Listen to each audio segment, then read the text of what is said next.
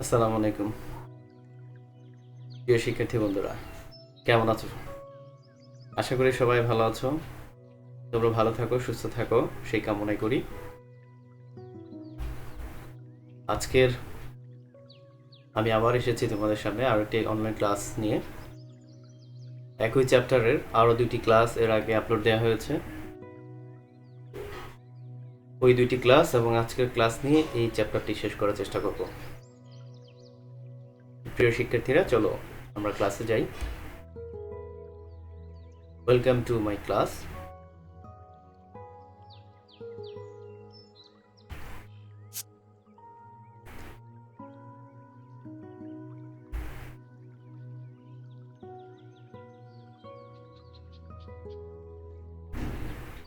প্রথমেই আমি আমার পরিচয় দিয়ে নিচ্ছি। This is me, Alamgir Hossain, lecturer, department of accounting, Padma government college. জাতীয় মাদকদ্রব্য নিয়ন্ত্রণ কর্তৃপক্ষের একটি চিঠি এসেছে। সেখানে বলা হয়েছে অনলাইন ক্লাসের ক্ষেত্রে প্রত্যেক শিক্ষক প্রথমেই মাদকের ব্যাপারে তোমাদেরকে সচেতনতা বৃদ্ধির লক্ষ্যে 2 থেকে 3 মিনিটের একটি বক্তব্য পেশ করবেন। এরপর ক্লাস শুরু করবেন, অথবা ক্লাসের শেষে এই বক্তব্যটি দিতে পারবেন। তো আমি প্রথমেই মাদকের ব্যাপারে তোমাদেরকে একটু বলতে চাই। মাদক আমাদের জীবনকে শেষ করে দেয়। তোমরা মাদক এবং মাদক যে কোনো দ্রব্য এগুলো থেকে অবশ্যই দূরে থাকবে। আমরা আজকের ক্লাসে এই মাদকের যে ভয়াবহতা, যে ভয়াল রূপ, সেটি সম্বন্ধে একটি ছোট্ট ভিডিও দেখব। তো চলো শিক্ষার্থীরা, আমরা এই মাদকের ব্যাপারে একটি সচেতনতা ভিডিও আমরা দেখি। তবে তার আগে একটু বলে নেই, সেটা হচ্ছে আমাদের এখন চলছে করোনা ভাইরাস পিরিয়ড। এই করোনা ভাইরাসকে প্রতিরোধ করতে হলে এর প্রধান প্রতিরোধ হচ্ছে টিকা। তবে টিকা এখনো আমাদের কাছে সহজলভ্য নয়।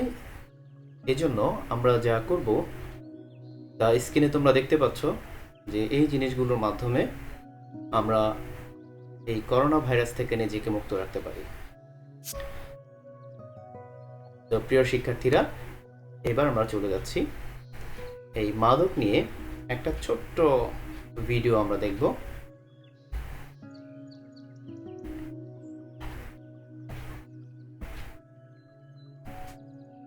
চলো তাহলে মাদক নিয়ে এই ছোট্ট ভিডিওটি আমরা দেখি।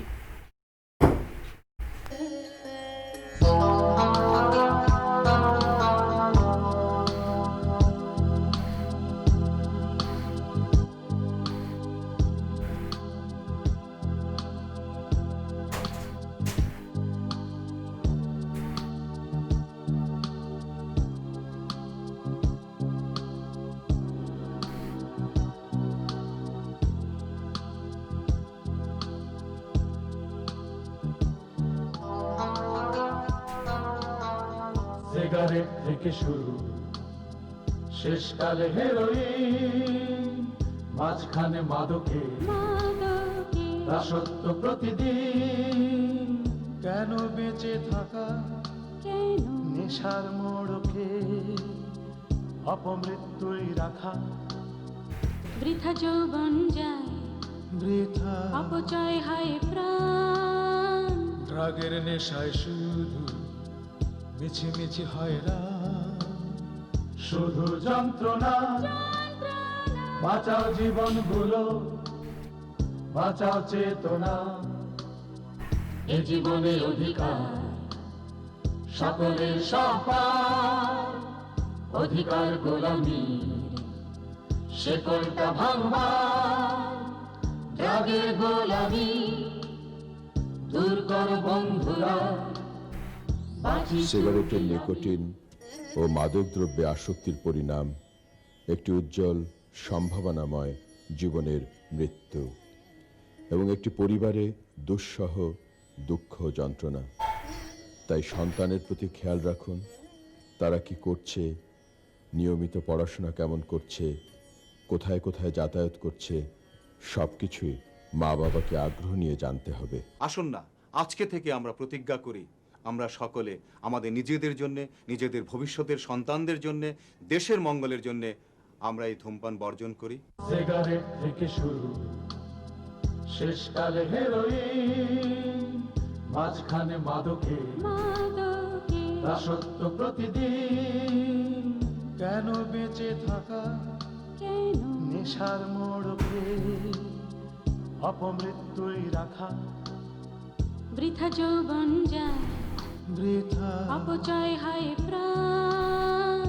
ড্রাগের নেশায় শুধু মিছিমিছি হয় রাত। শুধু যন্ত্রণা, বাঁচাও জীবনগুলো, বাঁচাও চেতনা, এ জীবনে অধিকার।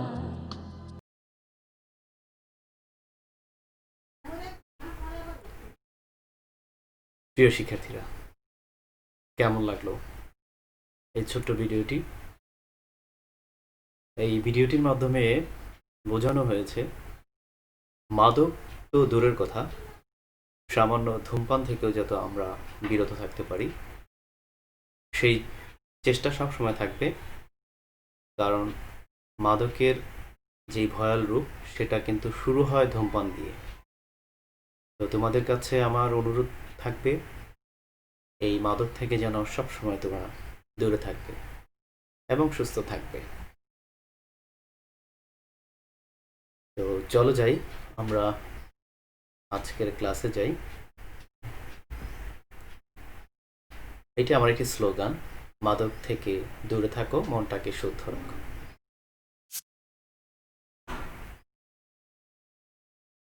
তো ক্লাসের শুরুতে আমি আজকের ক্লাস সম্পর্কে তোমাদেরকে এই ছবিটি দেখাচ্ছি, তোমরা একটু খেয়াল করে ছবিটি দেখবে।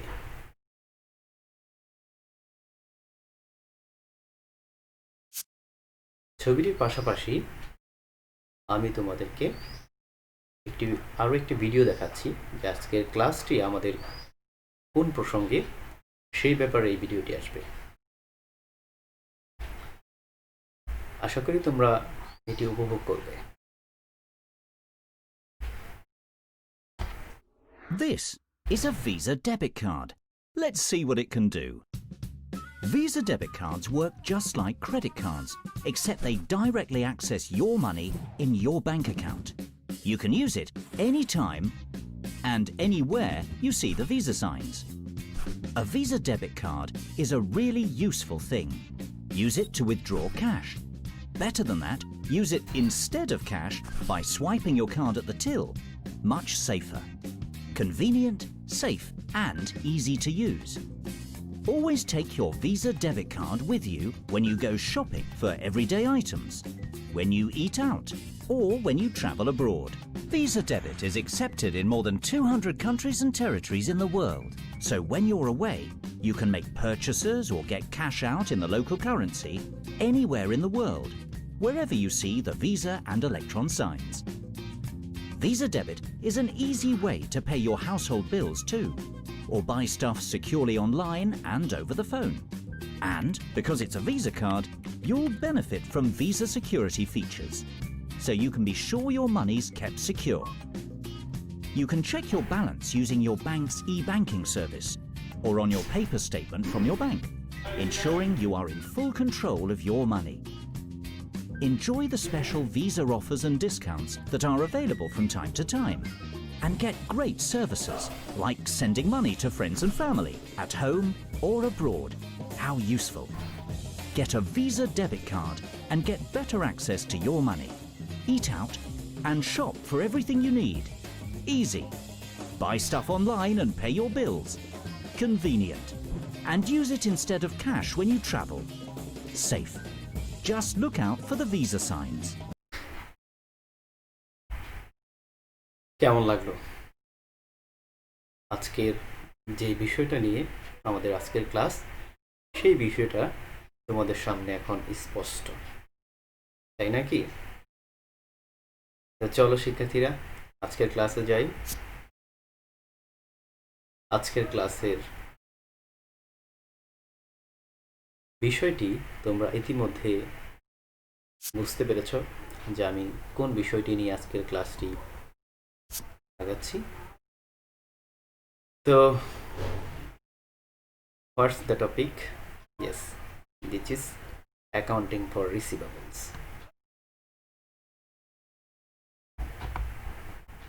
এবং এই চ্যাপ্টারের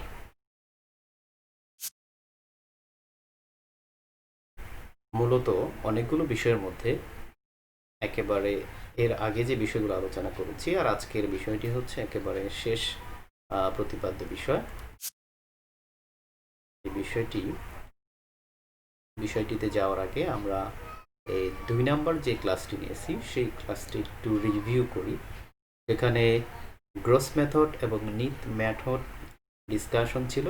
approaches for estimating bad debts expense, যার মধ্যে the percentage of sale approach, the accountant receivable অ্যাগিং অ্যাপ্রোচ, এবং ফাইনালি ছিল সেল অফ রিসিভেবল বা ফ্যাক্টরিং।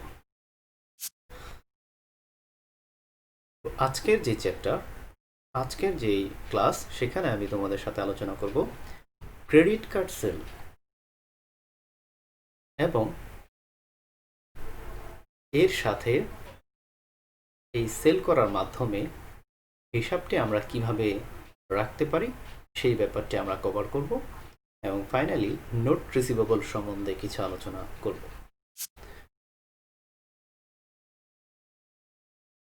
এই ডেবিট এবং ক্রেডিট কার্ডের মাধ্যমে আমরা কিভাবে পণ্য বিক্রয় করি, কাস্টমার ক্রয় করে, এবং এটার হিসাব রক্ষণ যে পদ্ধতিগুলো আছে।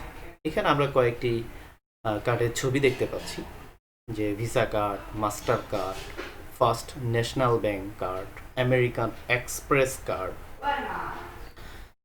এই সবগুলো কার্ডই কিন্তু বাজারে প্রচলিত রয়েছে, এবং আমাদের দেশে মাস্টার কার্ড, ভিসা কার্ড, এগুলো দিয়ে আমরা অনেক কেনাবেচা করতে পারি। তো ফার্স্ট অফ অল এই 2 ধরনের কার্ড সম্বন্ধে আমাদেরকে জেনে নিতে হবে। তো শিক্ষার্থী বন্ধুরা, চলো তাহলে জেনে নেই যে ডেবিট ও ক্রেডিট কার্ড আসলে কি, এই দুটো জিনিস দ্বারা কি বোঝায়। ডেবিট কার্ড সেভিংস বা সঞ্চয় কিংবা কারেন্ট বা চলতি অ্যাকাউন্টের গ্রাহকদের ব্যাংক থেকে যে কার্ড ইস্যুর মাধ্যমে চেকের পাশাপাশি টাকা উত্তোলনের সুযোগ দেওয়া হয় তাকে ডেবিট কার্ড বলে। তাই ডেবিট কার্ডের মাধ্যমে পণ্য বিক্রয় মানেই নগদি বিক্রয় বোঝায়। অর্থাৎ ডেবিট কার্ড কিন্তু তোমার অ্যাকাউন্টে টাকা থাকতে হবে, জমা টাকা থাকতে হবে, সেখান থেকে তুমি অ্যাজ লাইক এস চেক বই, আমরা যে চেক বই দিয়ে ব্যাংক থেকে টাকা উত্তোলন করি, সেই চেক বইয়ের বিকল্প হিসাবে এই ডেবিট কার্ডটা ব্যবহার করা হয়। আর ক্রেডিট কার্ড কি? ক্রেডিট কার্ড হলো এমন একটি কার্ড যে কার্ডের বিপরীতে ব্যাংক বা আর্থিক প্রতিষ্ঠান গ্রাহকদেরকে নির্দিষ্ট পরিমাণ ঋণ মঞ্জুর করে থাকে, এবং গ্রাহক সেই ঋণের টাকা দিয়ে তার চাহিদা মতো যে কোনো সময় যে কোনো পণ্য বা সেবা ক্রয় করতে পারে। এই ক্রেডিট কার্ডের মাধ্যমে পণ্য বিক্রয় করার পর এই বিক্রয়টা নগদ কিংবা বাকি উভয় হতে পারে। তো আমাদেরকে জানতে হবে যে কখন এই পণ্যটা নগদ হয় এবং কখন বাকি বিক্রয় হয়। তো এখানে সিম্পলি আমি একটা তোমরা দেখতে পাচ্ছ, সিম্পলি একটা বিষয়ের মাধ্যমে বোঝাতে চেষ্টা করেছি যে ভিসা এবং মাস্টার কার্ডের মাধ্যমে যদি পণ্য বিক্রয় হয় তাহলে নগদ বিক্রয় হিসেবে বিবেচনা করা হবে, এবং অন্যান্য যে কার্ডগুলো অন্যান্য প্রতিষ্ঠান, আর্থিক প্রতিষ্ঠান যেমন Lanka Bangla card, American Express card, এর মাধ্যমে বিক্রয় মানে হচ্ছে বাকিতে বিক্রয় আমরা বিবেচনা করব।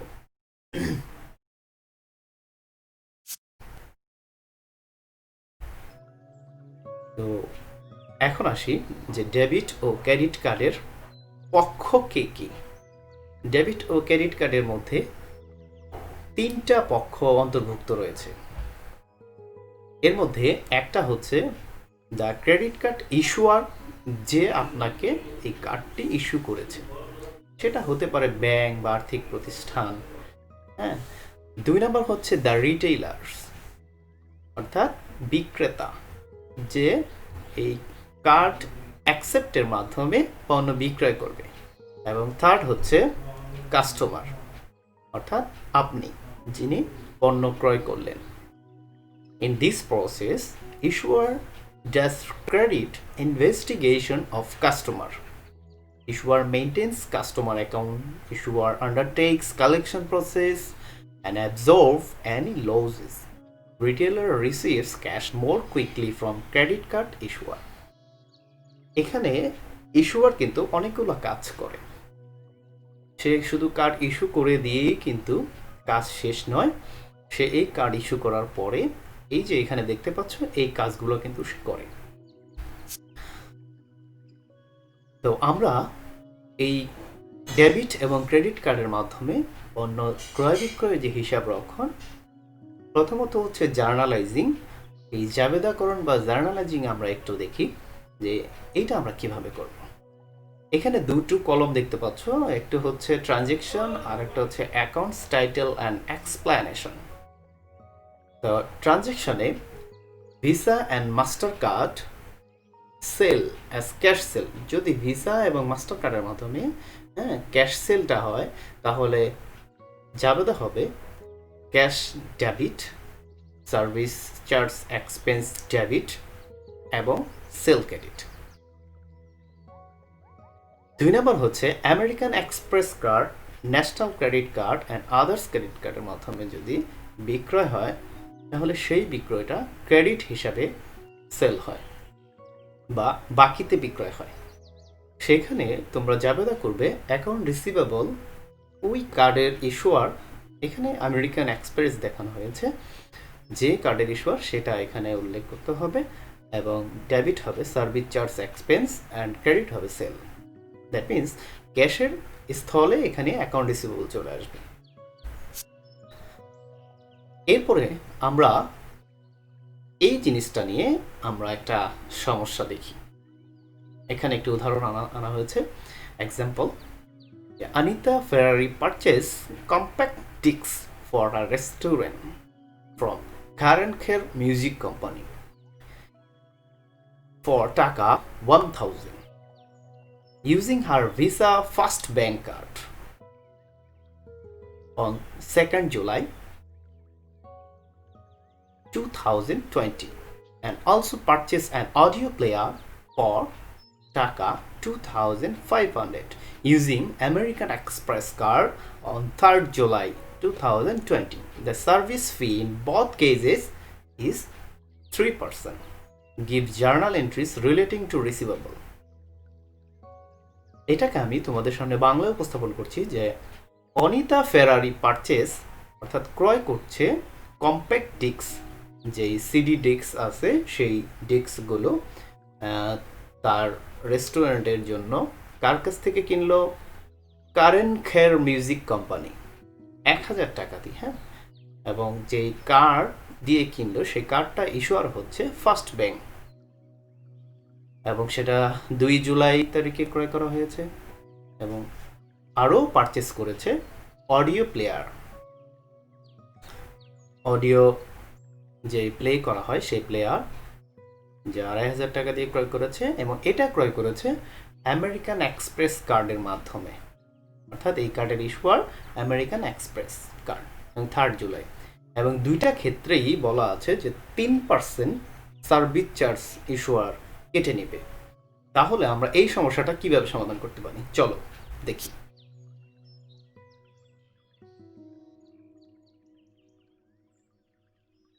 ফার্স্ট অফ অল, জুলাইয়ের 2 তারিখে আমরা ক্যাশ ডেবিট করব এবং সার্ভিস চার্জ ডেবিট করব, সেলস রেভিনিউ ক্রেডিট করব 1000, যেখানে 3% কিন্তু সার্ভিস চার্জ কেটে নেবে ইস্যুয়ার। তো সেক্ষেত্রে যে বিক্রয় করেছে সে পাচ্ছে 970 টাকা এবং সে সার্ভিস চার্জ বাবদ খরচ করবে 30 টাকা।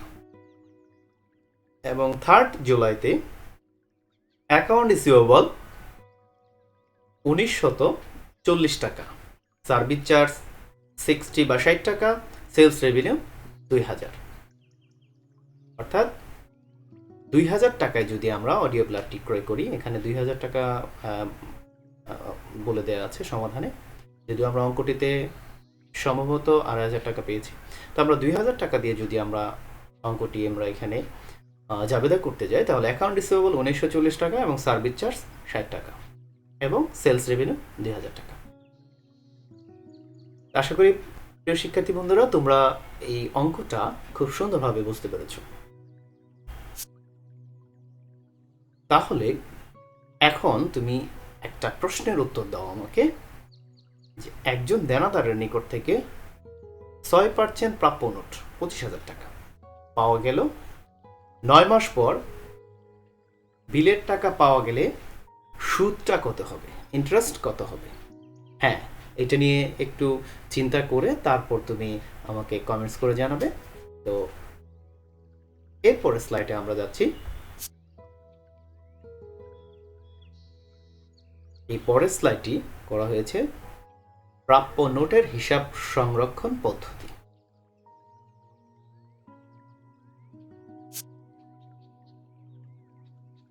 এখন তোমাদেরকে জানতে হবে যে এই প্রাপ্য নোট কি। এর আগের 2টা ক্লাসে প্রাপ্য হিসাব সম্পর্কে আমি বিস্তারিত বলেছি, যেখানে প্রাপ্য নোট হচ্ছে আসলে প্রাপ্য হিসাবেরই একটা অংশ বলা যায়। তো প্রাপ্য নোট বলতে অঙ্গীকার পত্রকে বোঝায়। তোমরা স্ক্রিনে দেখতে পাচ্ছ যে এগুলো সাধারণত ধারে ক্রয় বিক্রয় বৃদ্ধি এবং নগদ অর্থ লেনদেন ও বহনের ঝুঁকি কমানোর জন্য ব্যবহার শুরু হয়। যে লিখিত দলিলে চাহিদা মাত্র বা ভবিষ্যতে কোনো নির্দিষ্ট তারিখে একটি নির্দিষ্ট পরিমাণ অর্থ প্রদানের অঙ্গীকার করা হয় তাকে প্রাপ্য নোট বলে। কথা হচ্ছে যে এর আগে তোমরা শিখলে প্রাপ্য হিসাব আর এখন শিখছো প্রাপ্য নোট, তাহলে প্রাপ্য হিসাব এবং প্রাপ্য নোটের মধ্যে পার্থক্যটা কি? জি শিক্ষার্থী বন্ধুরা, চলো আমরা পার্থক্যটা দেখি। ফার্স্ট অফ অল, ধারে পণ্য বিক্রয় এবং সেবা প্রদানের ফলে অন্য কোনো ব্যক্তি বা প্রতিষ্ঠানের নিকট যে অর্থ প্রাপ্য হয় তাকে প্রাপ্য হিসাব বলে। আর পক্ষান্তরে কোনো ব্যক্তি বা প্রতিষ্ঠানের নিকট ঋণের স্বীকৃতি স্বরূপ যে লিখিত অঙ্গীকার পত্রের মাধ্যমে নির্দিষ্ট পরিমাণ অর্থ ভবিষ্যতে কোনো নির্দিষ্ট তারিখে পরিশোধের প্রতিশ্রুতি প্রদান করে থাকে তাকে প্রাপ্য নোট বলে। অর্থাৎ তুমি কাউকে কিছু অর্থ ভবিষ্যতে কোনো তারিখে দিবে, সেটা লিখিত যে দলিল সেটাই হচ্ছে প্রাপ্য নোট।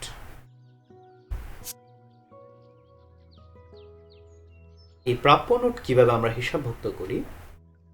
ফার্স্ট, প্রাপ্য হিসাবের নিকট হতে প্রাপ্য নোট গ্রহণ করলে প্রাপ্য নোটের টাকার পরিমাণের জন্য যে জাবেদাটা হবে বা জার্নাল যে হবে সেটা হচ্ছে নোট রিসিভেবল ডেবিট হবে এবং অ্যাকাউন্ট রিসিভেবল ক্রেডিট হবে। 2 নম্বর হচ্ছে মেয়াদ পূর্তিকালে সুদসহ যদি নোটের টাকা পাওয়া যায় তাহলে জাবেদা হবে কি? তাহলে জাবেদা হবে ক্যাশ ডেবিট, যতটুকু টাকা পাওয়া গিয়েছে, এবং note receivable credit, interest revenue credit. এখানে কিন্তু নোট রিসিভেবলের টাকা এবং ইন্টারেস্ট দুটো মিলেই আমি নগদে পেয়ে যাচ্ছি। এরপরে 3 নম্বরে আমরা দেখতে পাচ্ছি যে মেয়াদ শেষ হবার আগে আর্থিক বিবরণী প্রস্তুত করা হলে সেক্ষেত্রে যদি এই বকেয়া সুদ অর্জিত হয় এর জন্য কি জাবেদা দিতে হবে? এখানে ইন্টারেস্ট রিসিভেবল বা প্রাপ্য সুদ দেখাতে হবে, অর্থাৎ সুদটা তোমার অর্জন হয়েছে, এখনো ক্যাশ বা নগদে পাওনি, এই জন্য এটাকে প্রাপ্য করে রাখতে হবে। আর এটা কি তোমার এক ধরনের আয়, ইন্টারেস্ট রেভিনিউ ক্রেডিট। 4 নাম্বার, প্রাপ্য নোটের প্রত্যাখ্যান অর্থাৎ ডিসঅনার অফ নোট রিসিভেবল। নোটের নির্ধারিত মেয়াদ পূর্তির তারিখে প্রাপ্য হিসাব যদি নোটের টাকা পরিশোধ করতে ব্যর্থ হয় তাকে নোট প্রত্যাখ্যান বলা হয়। অর্থাৎ কেউ তোমাকে প্রমিস করে দলিল দিল যে অমুক তারিখে ভবিষ্যতে আপনাকে টাকা দিব, কিন্তু ওই তারিখে যাওয়ার পর সে অস্বীকার বা অস্বীকৃতি জানালো যে টাকাটা আমি এখন দিতে পারছি না, ডিসঅনার করলো, তার যে নোটটা সেটা ডিসঅনার করলো, অসম্মান করলো, তাহলে সেক্ষেত্রে আমরা জাবেদাটা কি দিব? সেক্ষেত্রে জাবেদা হবে account receivable debit, note receivable credit, interest revenue credit. অর্থাৎ এটা আমি আর নগদে পাচ্ছি না, ভবিষ্যতের জন্য আমি অ্যাকাউন্ট রিসিভেবল করে বা প্রাপ্য হিসাব করে রাখতেছি। এরপরে প্রাপ্য নোট ব্যাংক বা বিল দালালের নিকট বাট্টা করা হলে, এই যে একজন তোমাকে প্রমিস করলো যে ভবিষ্যতে কোনো তারিখে তোমাকে কিছু টাকা দিবে এবং দলিল দিল, এই দলিলটা কিন্তু বা এই প্রাপ্য নোটটা কিন্তু তুমি ইচ্ছে করলেই ব্যাংকে ভাঙাতে পারো, বাট্টা করতে পারো। ব্যাংক একটা নির্দিষ্ট টাকার বিনিময়ে তোমার এই নোটটাকে সে অ্যাকসেপ্ট করবে এবং ওই তারিখ পর্যন্ত অপেক্ষা করবে এবং তোমার অ্যাকাউন্ট রিসিভেবল থেকে সে টাকাটা আদায় করবে। অর্থাৎ তোমার এখানে কিন্তু রিস্কটা কমে যাচ্ছে বা যেই দৌড়াদৌড়ি ভেজালটা হওয়ার কথা ছিল সেটা হচ্ছে না। তাহলে তোমার কিছু চার্জ কিন্তু ব্যাংকে দিতে হবে। সেক্ষেত্রে জাবেদা হবে ক্যাশ ডেবিট, ইন্টারেস্ট এক্সপেন্স বা ডিসকাউন্ট বা যাই বলো, যে বার্তাটা তুমি দিচ্ছ ব্যাংকে সেটা ডেবিট এবং নোট রিসিভেবল ক্রেডিট। তো প্রিয় শিক্ষার্থীরা, ছোট্ট একটা সমস্যা সমাধানের মাধ্যমে আমরা ব্যাপারটা কিন্তু ক্লিয়ার করতে পারি।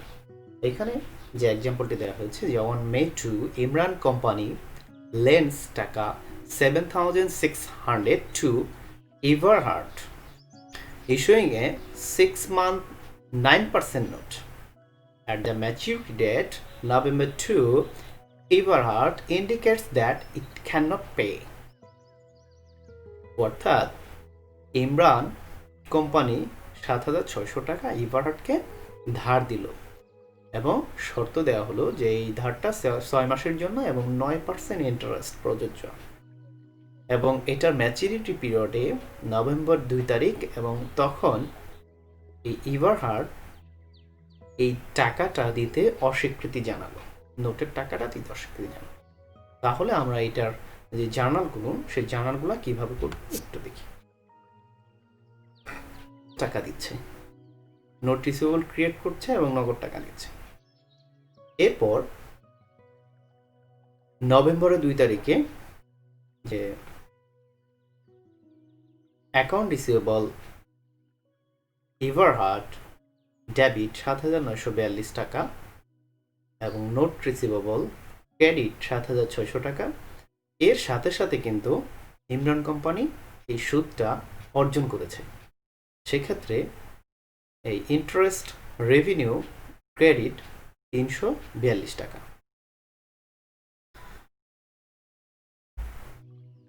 আর ফাইনালি যখন একটা সন্দেহ দেখা দিল যে এটা আদায় নাও হতে পারে, সেক্ষেত্রে কিন্তু অ্যালাউন্স ফর ডাউটফুল ডেবটস এবং নোট রিসিভেবল জার্নালে চলে আসবে। তো প্রিয় শিক্ষার্থীরা, আশা করি তোমরা আজকের ক্লাসটি বুঝতে পেরেছ। তো এখানে একটি বাড়ির কাজ দেওয়া হলো, তোমরা বাসায় এই সমাধানটি করবে এবং সব সময় কিছুটা হলেও এই করোনাকালীন সময়ে রুটিন করে সময় নিয়ে পড়তে বসবে এবং হিসাব বিজ্ঞানের যেই অনুশীলনগুলো সেগুলো কিন্তু তোমাদের মাঝে মাঝেই পড়ে চর্চা রাখতে হবে, না হলে কিন্তু তোমরা ভুলে যাবে। আশা করি তোমরা নিয়মিত পড়াশোনা চালিয়ে যাবে বাসায়। এখানে 2টি হোমওয়ার্ক দেওয়া হলো, একটি আজকে সমাধান করে দিচ্ছি, সেটার সাথে সরাসরি সম্পৃক্ত রয়েছে, তোমরা এটি খুব সুন্দর করে সমাধান করতে পারবে।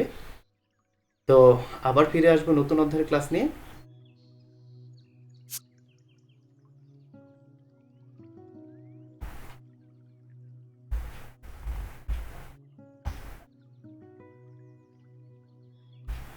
প্রিয় শিক্ষার্থীরা, আজকের ক্লাসটি আশা করি তোমরা উপভোগ করেছো। তো আমি আশা করব যে নেক্সট ক্লাসগুলো তোমরা আমার সাথে থাকবে।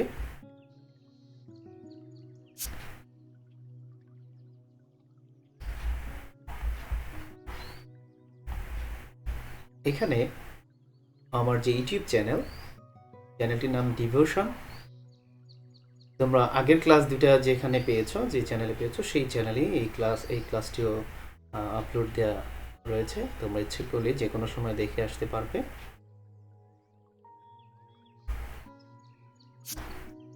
তো প্রিয় শিক্ষার্থীরা, আজকের মতো এখানেই শেষ করছি। সবার সুস্থতা এবং সুস্বাস্থ্য কামনা করছি। আল্লাহ হাফেজ।